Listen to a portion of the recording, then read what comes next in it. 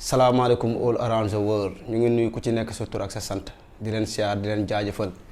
leen wax ne dal leen ak jàmm fii ci Medina TV ci seen émission leer nañ avec Fada Love tey rek ñuy dalal koo xamante ne kenn du ko présenté kenn c'est un très grand champion muy naanaan bu mag nekk ci game bi vraiment kenn mënu ko génnee ci game bi macha allah ndax lan dafa gëm boppam gëm job ñëw imposer boppam kooku kan la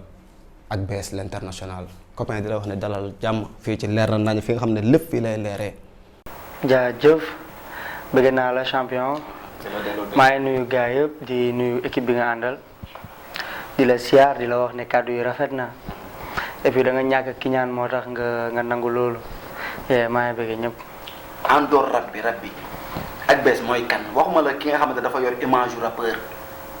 ak bees mooy kan. waaw boo xoolee nag loolu day nax ñu bëri muy sa image artiste ak ki nga doon ak bees c'est un sénégalais la comme ñëpp bu yeewu di liggéey di daan dooleem respecté joobam am vie comme ñëpp am ay copains di génn comme tout le monde ak bees artiste la boo xamante ne rappeur la muy véhiculer sama vie ci sama rap je pense que loolu la te bu jaree tamit ñu def dara ci hip hop dañ koy def mais je pense que différence bi loolu kese la. comprendre naa parce que dama yor deux facettes maanaam yow ak bees normal dafa nekk nit ko xam te dafa sedd amul problème am na yar am na taalibe am na respect ci doomu aadama ñu gis beneen ak bees boo xam te ne bu nekkee ci game bi day tàng jër. waaw xam nga aar dafa garaaw dafa am ak bees am Abbas Khadim al Rasoul Akar. macha allah Abbas Khadim al Rasoul Akar mooy doomu yaayam mooy rakku kii ak magu kii mooy Abbas du dëgg ak bees mooy artiste bi il faut ñu xam ne art dafa doy waar du dëgg comme ay série télévisée mun naa jël exemple si lu ne mun nga gis nit jouer rôle boo xamante ne pendant 2 ans da nga koy seetaan mais après sax da ngay dem ba yaakaar ne kii nii la mel alors que c'est un artiste dafa am loo xamante ne daf koy laaj te dañ koy def par force parce que ñun ñoo ko bëgg def du dëgg dañu jóg pour def musique hip hop du dëgg mu am yu mu àndal yoo xam ne dañu judd fekk ko si suñu jaralee nag ñu bëgg ko def su jaree ñu def si dara dañ koy def ba mu saf ragaluñ ci dara sa waaye hip hop mooy la ñu taamu def donc na gars yi xam ne bokkul Abbas doomu yaayam la ak bees hip hopeur la rappeur la dafa am loo xam ne bu ko laajee si game bi dañ koy def ba mu mat sëkk. comprendre naa waaw ak bees xam nga tey tudd say preuve wàññiwul ci nit ki dara. parce que nit ki boo gisee jeune bu am ambition gom boppam di liggéey da nga koy encouragé félicité ko. da nga nekk booy non seulement mais da nga gëm sa bopp te mën naa ne boo ñëwee ba toll niveau bii liggéey ci la gëm liggéey vraiment xam nga ñun ñi la jege ñun ñi nga xamante ne dañ lay suivre xam nañ ci dara bon dañoo bëggoon nga yaatal quoi yaatal bi mooy dañuy waxtaan lépp loo xamante ne lëndëmoon na ñu leeral ko ci émission bi parce que loolu mooy concept bi. gis nañ ne étant tout jeune nga teel a génn macha allah dafa benn featuring ak Fafadi featuring boo xamante ne macha allah dafa cartonné daal. léegi dañu bëggoon nga ñëw tuuti ci featuring boobu balaa ñuy entamer discussion bi. featuring ak Bes Fafadi yaakaar naa moo tax ñu xam ma donc mooy sama first son bi ma génnee moom la ma sénégalais yëpp xamee featuring boobu nag ni mu demee mooy piscine olympique laa dajeek Fafadi di jouer benn son maa ko res mu gis ma waxtaan ak sama manager ñu am featuring ñun ñaar yàlla def son bi tax. son bi marché ñëpp bëgg ko gars yi nangu son bi je pense que sama carrière foofu la démarré en 2007 waaw bu weesoo loolu nga am loo xam te nag ci jàll certes même bu ñu nee la répétition est pédagogique ñun dañuy bëgg lépp loo xamante ni lëndëm na rek ñu leeral ko ci émission bi comprendre nga après yàlla ñëw ak nattoom nga nangu ko lool bi nga duggee ci natt boobu am yoo xam ne da nga ko dund ndeysaan ngay ñàkk say kilifa xam nga à la fleur de l'âge macha allah di leen ñaanal fi ñu nekk yàlla na leen gënal fi ñu jóg ak bépp mbokkum julli nga jógee ci loolu après nga ñëw rek tour benn stand by tëju dem joo bi mais lan moo tax affaire boobu noonu ñëw jóge ci nakar jóge ci lu metti après dem tëju joo bi 4 ans après nga ñëwaat cartonné macha allah lan secret bi lan la. bon je pense que secret bi wax nga ko ci début émission bi. mooy liggéey et puis li ñu dal am na ñu gën a méttile fuuf xëy na ñun ñoo feeñle te avant tout ay jullit lañu aussi. dañuy nangu nattu nangu ndogal et puis comme li nga wax tëju reculer pour mieux sauter bi ñu jógee ci ay nattu tëju nañ xalaat nañ xool nañ fan la ñu war a teg suñu tànk teg nañ ko fa defaat nañ suñu combat macha allah. Je remercie le public infiniment mooy li may wax chaque jour public sénégalais aw ma seen fay dañ ma ji loo xam ne liggéey kese moo ma war jox leen ay affaires yu exceptionnelles donc si lañ nekk nii ñu ngi liggéey bu baax li nga wax yëpp liggéey kese la génn ci ay nattu tëju reculer pour mieux sauter waaw bu weesoo loolu ak bees nga ñëw ak benn son boo xam te ne macha allah dafa cartonné muy cour d'assises son boobu dafa cartonné macha allah gars yi bëgg ko ma gis jeunes yi aussi dañ koy déglu bu baax. te son boobu boo xoolee da nga ko woyee xol da nga ko woyee xol quoi mais paroles yooyu fan la jógee. waaw parole xam nga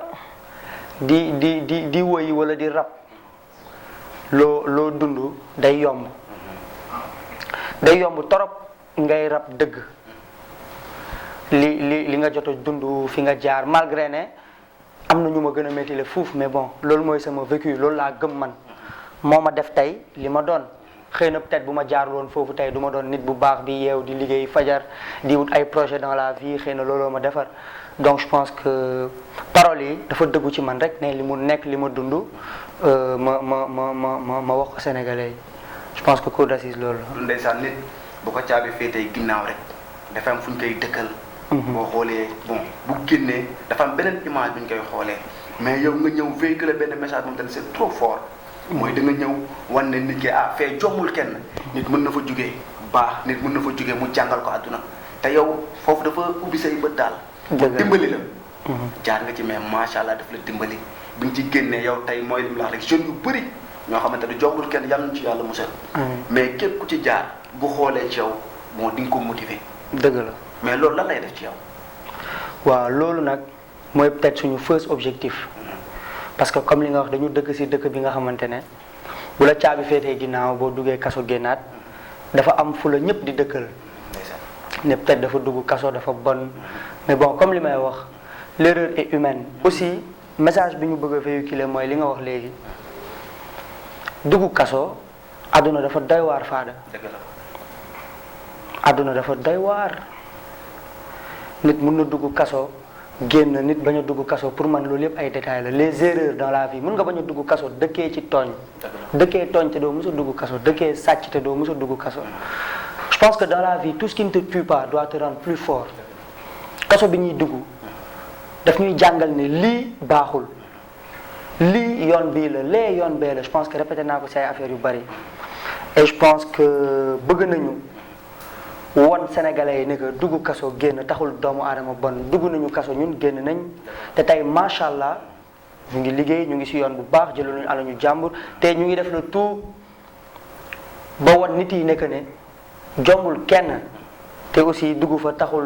nit bon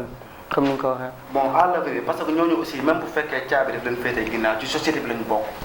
sénégalais nag bon dañoo am tendance boo nekkee foofu dañu lay fàtte. te mooy lim la dañuy ñaan yàlla musal ñu est-ce que yaa ngi envisager dóor foofu ay concert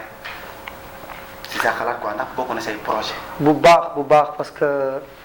boo xoolee bi may nekk foofu Malal dafa doon def ay concert si prison yi nekk Sénégal yëpp dafa doon wër prison ay Fou Malade di def ay show si concert yi di ko may jelmaan yi ñuy génn 18h 17h mu def show ànd ak ay rappeurs mu dindi lu bëri si jelmaan yi parce que boo xoolee comme li nga wax. surtout kaso Sénégal yi ñuy lancé waale benn message di wax état bi ñu jàpp si te yàlla tax quoi seen ay doom ñoo fa nekk des fois ma gis ay émission ay nit woote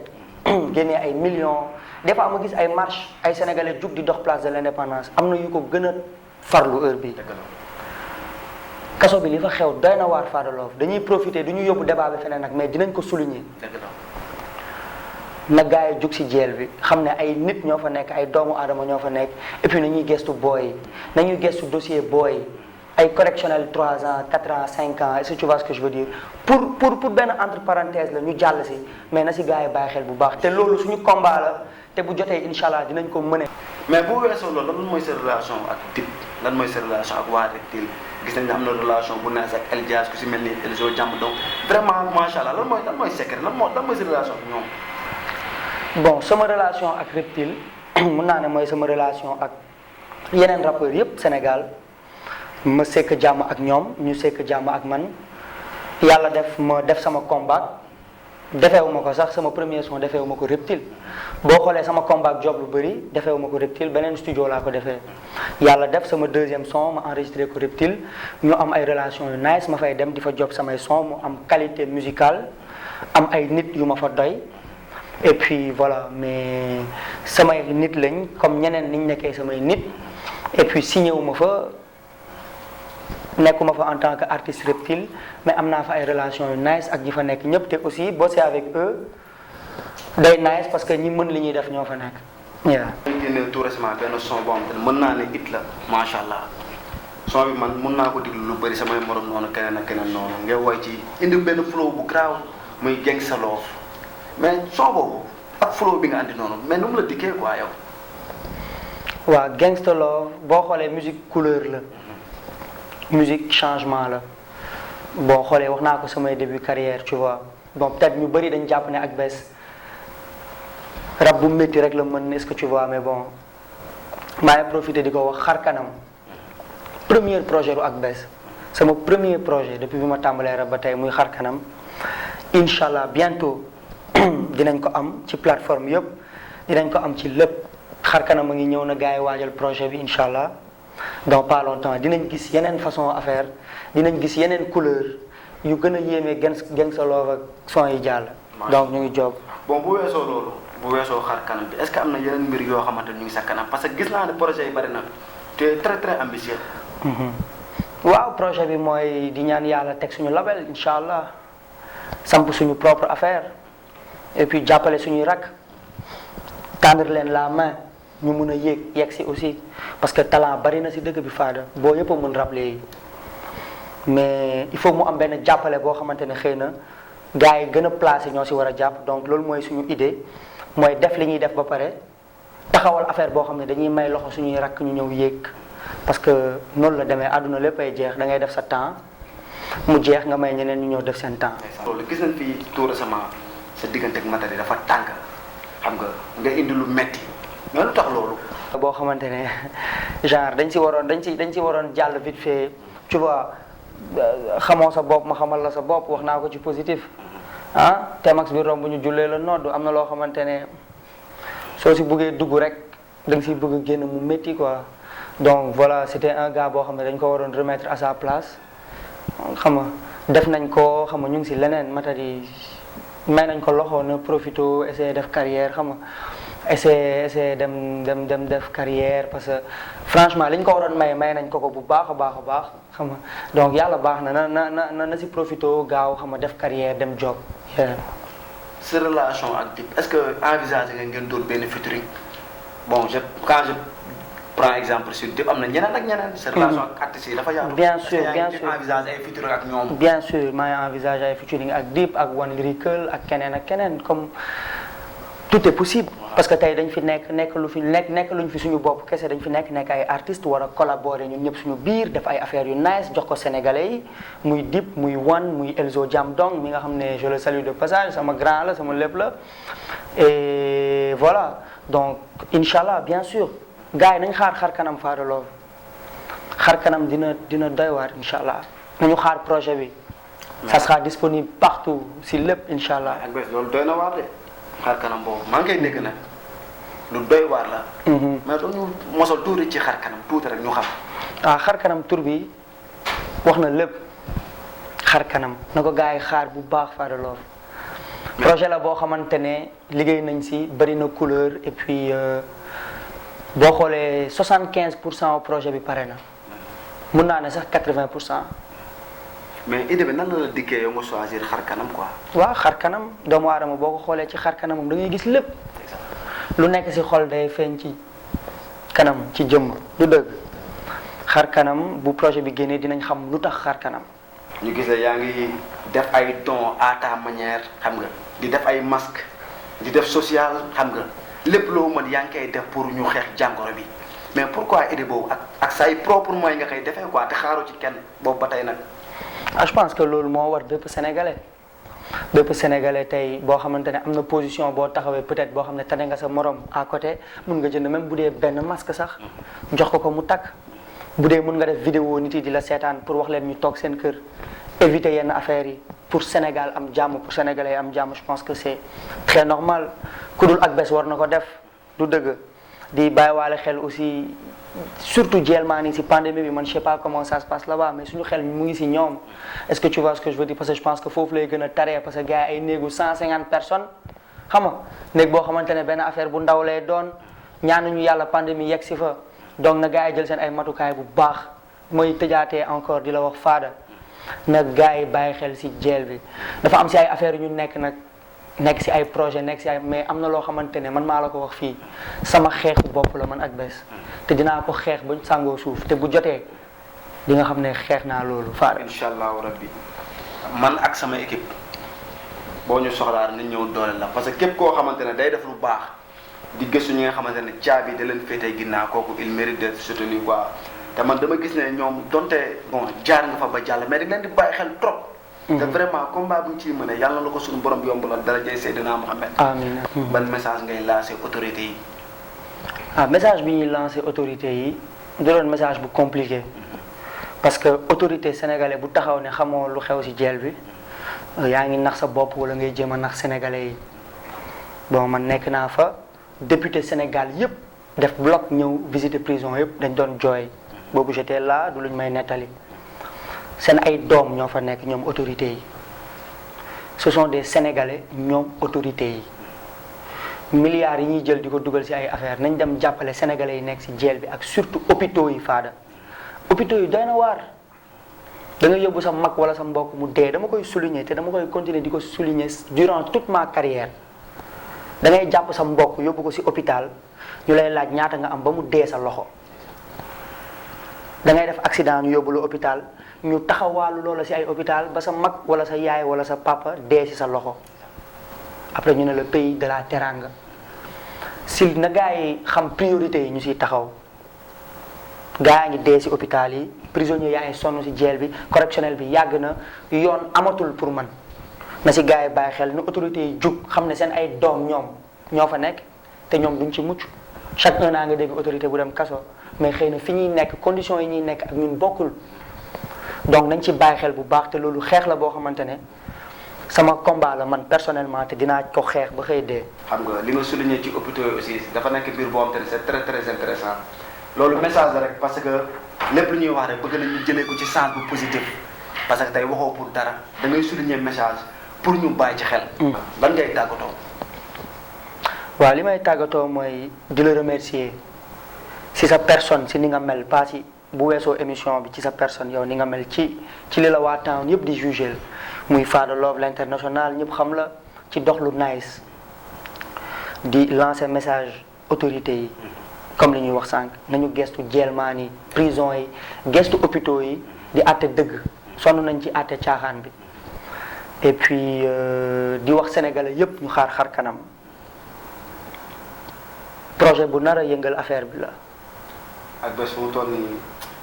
dafa mel ni gaynde bu déggul jet nga da nga am arñe boo xam dafa am c'est comme si parfois damay sentir à travers say sorties da ngay mel ni nit ku soif nit ku mar nit ku ñëw pour jël dara. mais lan moo tax affaire boobu. dama xiif Fada Love dama xiif damay coob si lépp du ma bàyyi miet xanaa ma faatu yàlla na ma yàlla may gudd fan ak wér. li si des yëpp yàlla baax na. incha allah rabbi li nga bëgg sa carrière yow yaa ko xam yàlla na la ko sunu borom defal ba doon sa njëg laay doon diggante kenn bañ a manqué parce que lii rek mooy àdduna. parce que artiste parfois nit dana ko dëkkal fu mu dëkkul. nit di ko jugé noo xamante ne melul noonu. mais comme man sama concept émission damay dugg ci domaine yëpp damay bëgg ñu xam vraie personne bi kan la kii mooy kan. moo tax ma indi leer na nañ pour fi nga xamante ne lépp loo xamante ne lëndëmoon na rek ñu leeral ko. ndax damay bëgg lépp di leeral fii ñu xam Akbess vrai image yu Akbess kan la mais mënuñu la bàyyi nga demee noonu de foog nga yaa ma gën a xam foog nga may fanse yi loo xamante ne da nga koy tëjee xam nga en parole quoi yow yaay xool loo santé da nga bëggalee ko fanse yi. fanse yi lenn rek laa leen di wax nañu dem xaar kanam. xaar kanam. foog ñu xaar kanam instant yi leneen xaju si xam nga lu fees. foog mu tuuru. te instant yi dafa fees. Akbess kon xaar kanam garaaw na. kon gars yi xaar leen xar kanam loolu dina garaaw de ak bés yal na la yàlla defal jàmm defal ko bépp mbokkum jullit amiin grand te vraiment je t'encourage parce que tu es un grand champion ku am yar nga ku respecté doomu aadama ku am cër ci nit nga man dama koy témoigner ci ni ma la xamee parce que tey gis nañ àdduna ni mu tëddee parfois nga soxla nit sax bon mu xaw a compliqué mais nga nekk artiste boobu te da nga serviable esprit bi nga yor aussi xam nga esprit artiste la parce que ñun yéen lañ fi nekkal yéen ñun ngeen fi nekkal kon lien bi dafa war a yomb comprendre nga parce que su ko defee ñuy mën a jàppalante vraiment kontaan naa di la jaajëfal di la encouragé di la ñaanal yàlla li nga bëgg yaa ko xam yàlla na la ko sunu borom defal ma aussi di doon li gën te di la wax ne ñu ngi ak yow te aussi ñu ngi xaar kanam loolu